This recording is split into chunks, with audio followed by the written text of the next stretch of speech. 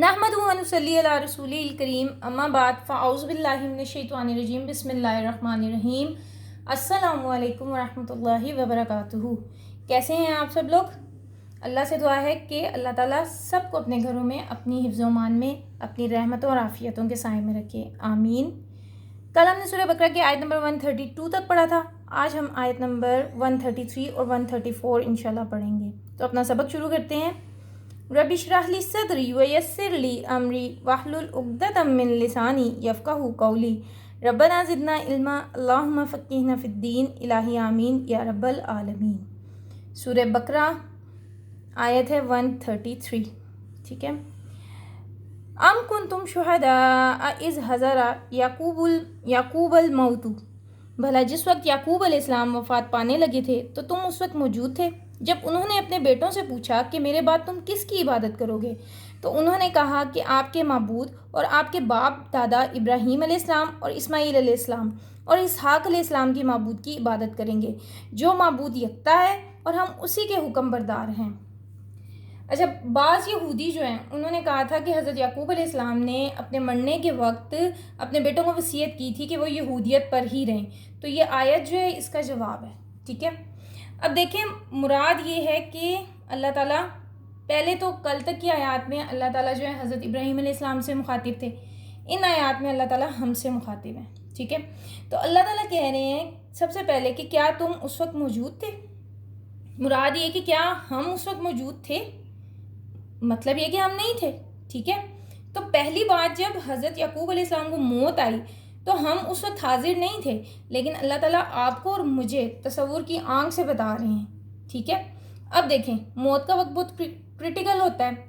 अपनी मौत तो जब आएगी तब आएगी ना, तब देखेंगे, लेकिन किसी की मौत आ रही हो तो सोचें ज़रा, आप अपनी फैमिली में, दोस्त अहबाब में किसी की मौत का वक्त देख चुके हों, जिसे जानकनी का वक्त भी कहते हैं, तो उसको जहन में ज़रा लेके आएँ। उस वक्त क्या होता है? उस वक्त पिन ड्रॉप साइलेंस होती है। ठीक है।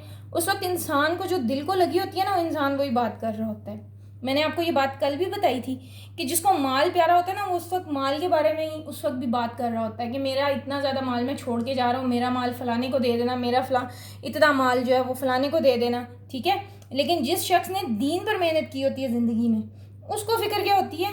मेरे बाद मेरा दीन ठीक हो जाए, मेरे बाद मेरे बच्चे दीन पर रहें। ठीक है। तो अब हज़रत याकूब अलैहिस्सलाम जो है उनकी मौत का जिक्र हो रहा है कि जब हज़रत याकूब अलैहिस्सलाम ने अपने 12 के 12 बेटों को जमा किया, और मैं आपको ये बता दूँ कि ये मिस्र पहुंच चुके हुए थे।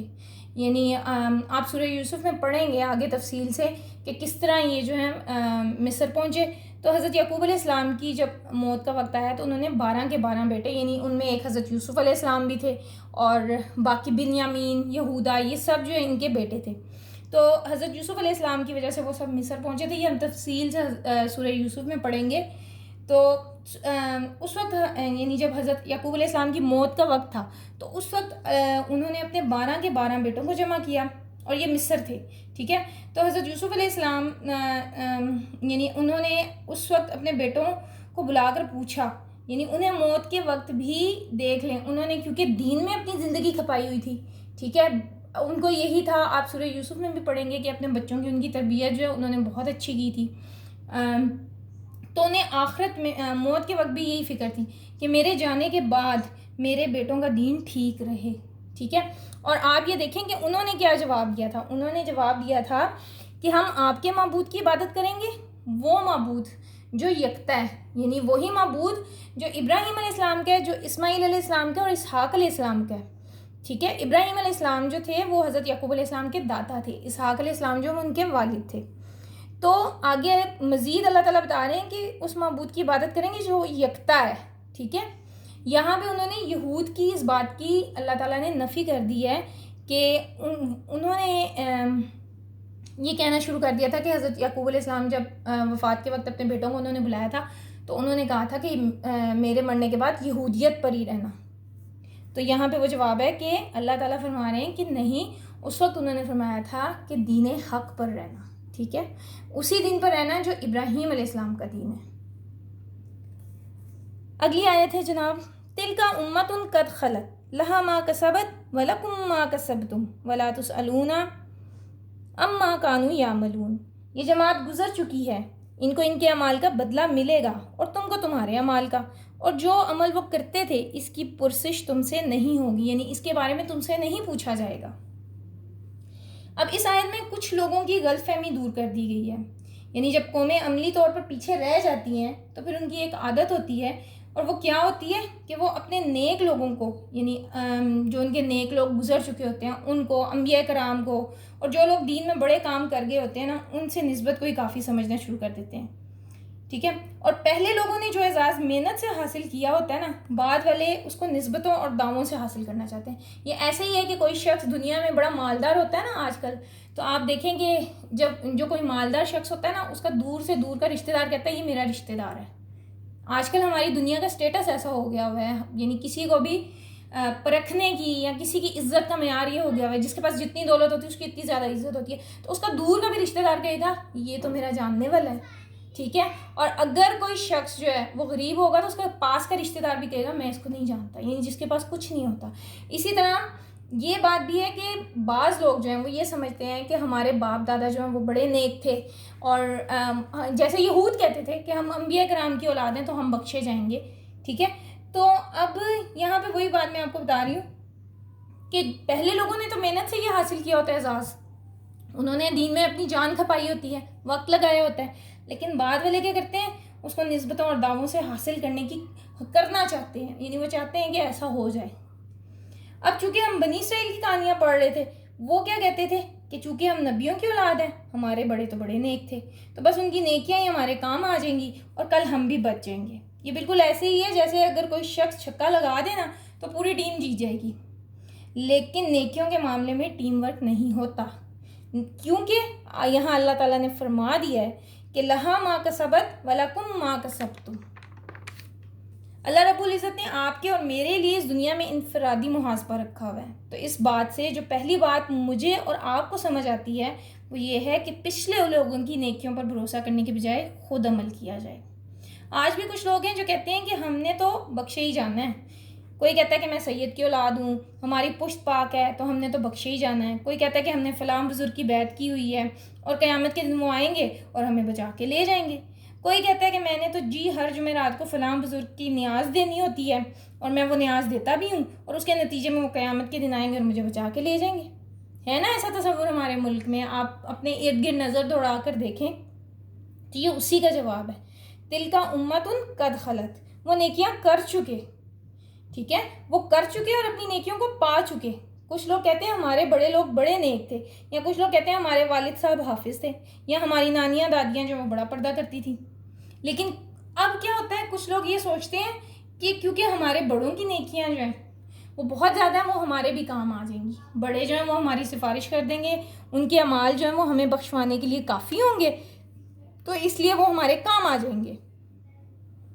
تو جان لیں کہ یہ ایک بات، نیک اعمال کے ثواب جو ہیں وہ ہوں یا برے اعمال کے گناہ، عام طور پر انسان جو نیکی کرتا ہے اس میں ماں باپ کا حصہ ہوتا ہے، اور اگر ماں باپ کی اچھی تربیت ہو، ٹھیک ہے، ماں باپ نے اچھی تربیت کی کوشش کی ہو، اور اس کے علاوہ ان کی زندگی میں بھی اور ان کے مرنے کے بعد بھی اگر کوئی ان کا بچہ نیکی کرتا ہے تو اللہ تعالیٰ ماں باپ کو اس میں حصہ دیتے ہیں، کیونکہ استاد جو ہیں وہ بھی علم سکھاتے ہیں ان کو، ان کی جو ہے وہ کہہ لیں کہ کیا اس کو کہتے ہیں مورل جو ہے ان کی گروتھ جو ہے وہ بچوں کی وہی کرتے ہیں، ٹھیک ہے۔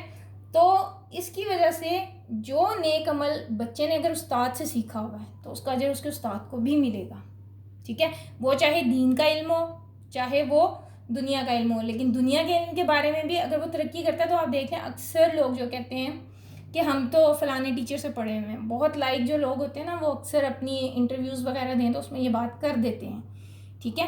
یا آپ یہ دیکھ لیں یہ گنگا رام ہاسپٹل، یہ سارے ہاسپٹلز، یہ ان لوگوں نے چیریٹیاں کی ہوئی ہیں، چاہے یہ بے دین ہے لیکن ان کے نام آج بھی زندہ ہے کیونکہ انہوں نے عمل دنیا میں کیے تھے۔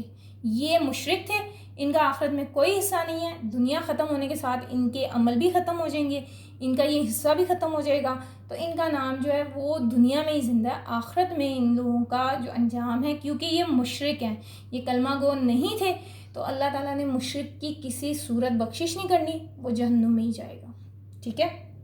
بہرحال ہم اپنی بات پہ آتے ہیں کہ انسان جو نیک عمل کرتا ہے اگر اس کے ماں باپ نے اس کی اچھی تربیت کی ہو تو اس کا اجر اس کے ماں باپ کو بھی ملتا ہے. ہر وہ شخص جو میرا یا آپ کا نیکی کے کام میں معاون بن رہا ہوگا اس کو بھی حصہ مل جاتا ہے. لیکن میں نیکی چھوڑ دوں تو میرے پچھلوں کا حصہ ختم. ٹھیک ہے نا.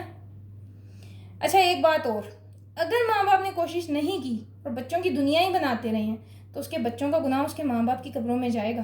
ایک روایت کہہ لیں آپ کہ ایک شخص دنیا میں سے جب جائے گا نا تو قبر میں اس کا برزخ کا معاملہ درمیانہ ہوگا, مگر ایک دم اس کو عذاب ہونا شروع ہو جائے گا.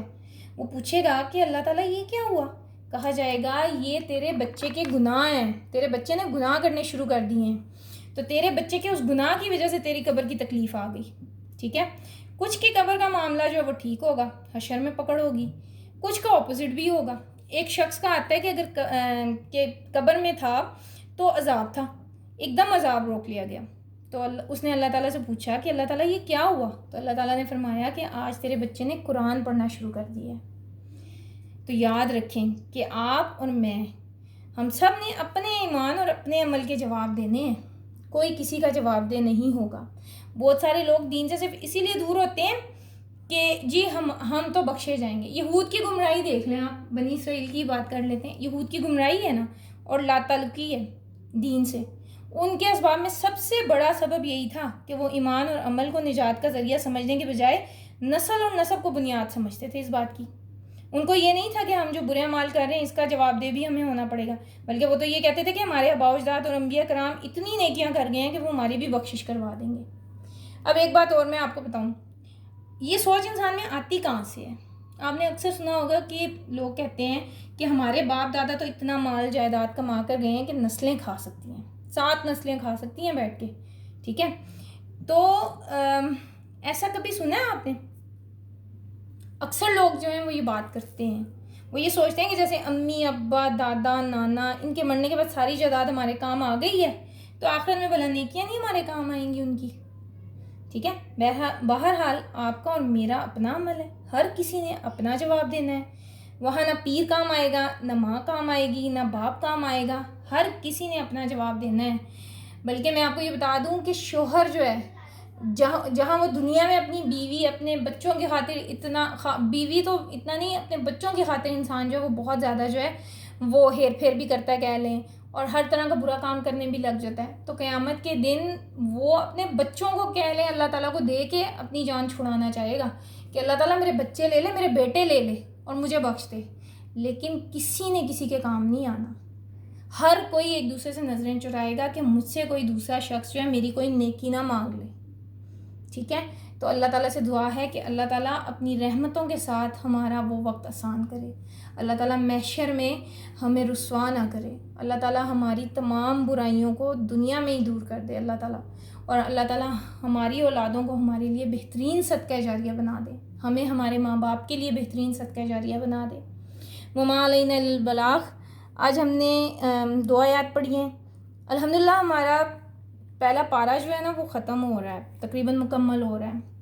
تو میری ایک آپ سے ریکویسٹ ہے کہ جو کوئی بھی یہ اس پارہ سن رہا ہے, یہ تو مجھے پتہ ہے کہ کوئی 1 منٹ سنتا ہے, کوئی 2 منٹ سنتا ہے. افسوس ہے اس بات پہ کہ ہمارے پاس 10 منٹ نہیں ہے کہ ہم اللہ کی کلام اللہ کا حکم سن سکیں. بہرحال تو اگر آپ لوگوں نے اس سے کچھ سیکھا ہے تو ضرور کمنٹس میں شیئر کیجیے گا, مجھے خوشی ہوگی اس سے. آپ کا قرآن سننے کا اور میرے ساتھ رہنے کا بہت شکریہ. جزاکم اللہ خیرن کثیرہ. اللہ سے دعا ہے کہ اللہ تعالیٰ آپ کو اس کا بہترین اجر دے. السلام علیکم ورحمۃ اللہ وبرکاتہ.